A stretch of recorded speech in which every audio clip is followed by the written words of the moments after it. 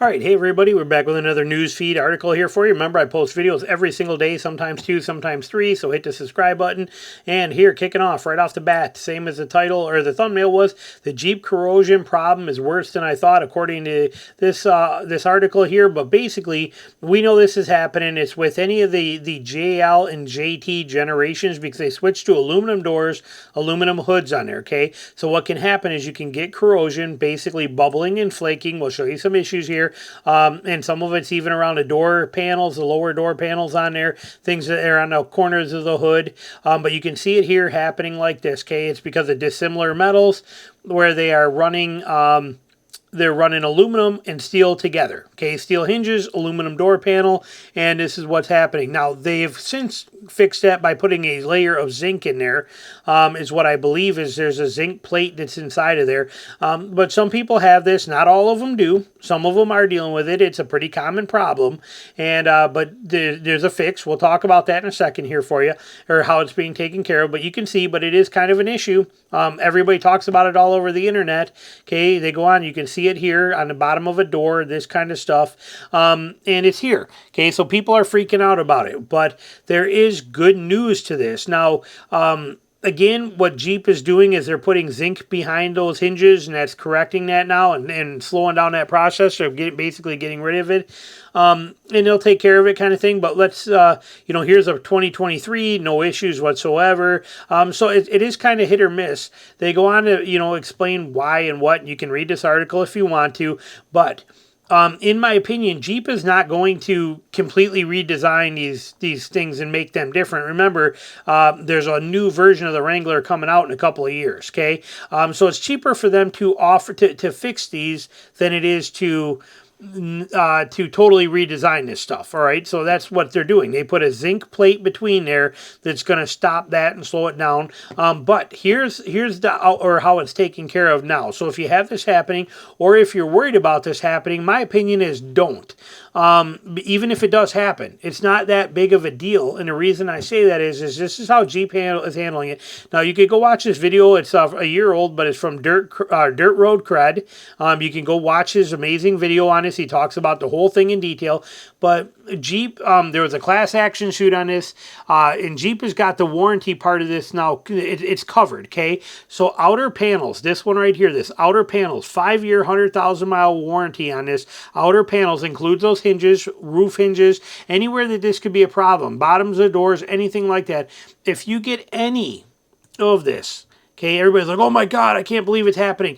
It's cheaper for them to fix the ones that are out there than it is to probably redo this, okay? That's what I'm guessing. And like I said, they now have zinc behind them. But the point being here is that with it, if something like this starts to happen to yours, Jeep will take care of it for 5 years or 100,000 miles. And if it's going to happen to yours, it's going to happen within the first 5 years. Okay, that's when it's going to show up.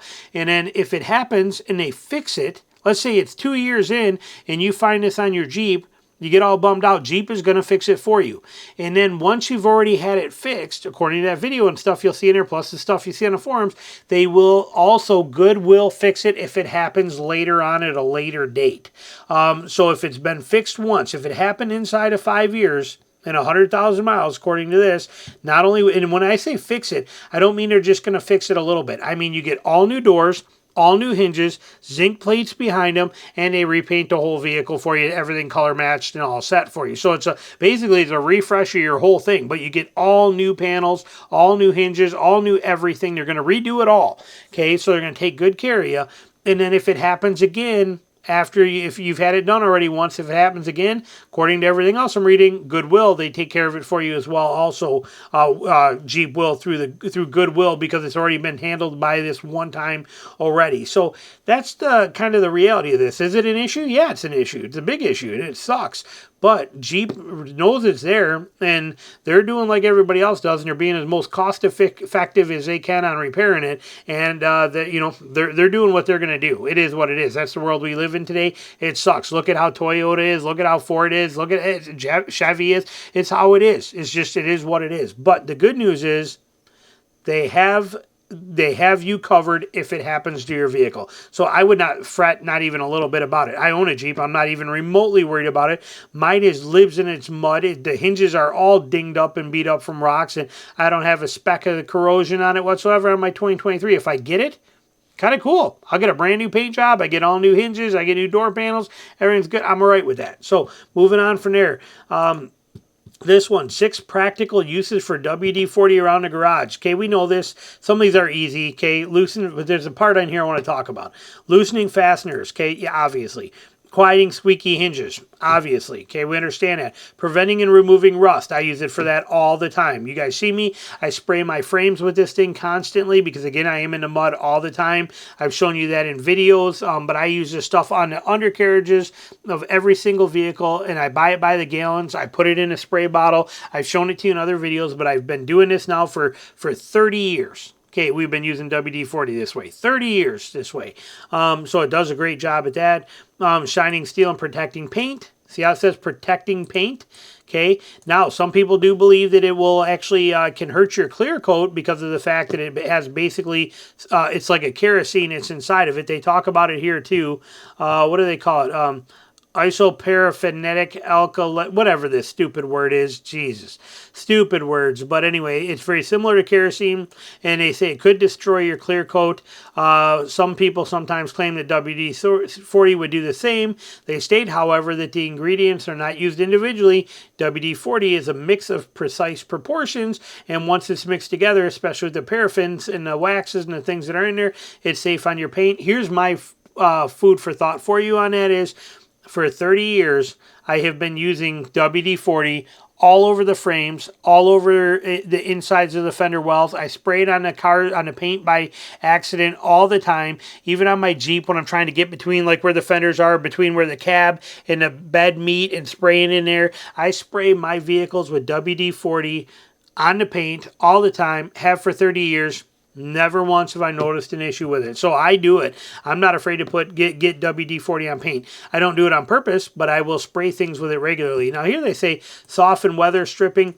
My advice for this kind of stuff and all your any of your plastic molding, your weather stripping, stuff like that, use an Armor All or something like that. There's some kind of a sealer protectant like that to prevent the UV and protect that stuff. Armor All, like I said, I know some people are against it. I've used Armor All, again, 30 years, never had a problem with it. Always works really good. So that's what I use as Armor All. Again, I buy it by the gallon jugs, pour it in and keep refilling in my spray bottles. And actually, I water it down probably 25%. But point being, that's going to work better on your edge strippings and all that kind of stuff that you need in WD-40. But for your frame and for your undercarriage of your vehicle and all of that kind of stuff, for your trailer hitch, all that, I spray with WD-40 and have forever. And it is an incredible water displacement, anti-rust, removes rust, keeps things protected, does a great job. And if you spray some on your car, it's not going to hurt something. And an old trick that a lot of guys, you know, back when I was in college used to do, when they go to sell their cars, if their car was pretty scratched up, they would spray WD-40 on the side panels of their car, right on the paint, and then wipe it, and it would hide those scratches. Now, it's a temporary fix. It's only going to hide it for a few days or until the next rain, and that stuff is going to basically wash out of there. But you could have a completely scratched up car, road rash and pinstriping from branches, all that stuff. Spray it with WD-40, they're gone, but they will come back next rain. But friends in college, like I said, that were flipping cars all the time, they would do that to every car just to get that, so it looks spotless for that. And there's also people at car shows that will spray WD-40 on there just to give it that sheen for the shows and things. So just stuff to keep in mind on that aspect for you. But that's going to wrap up our article for today. And put your comments down below. Let me know what you're thinking. And as always, thanks for watching.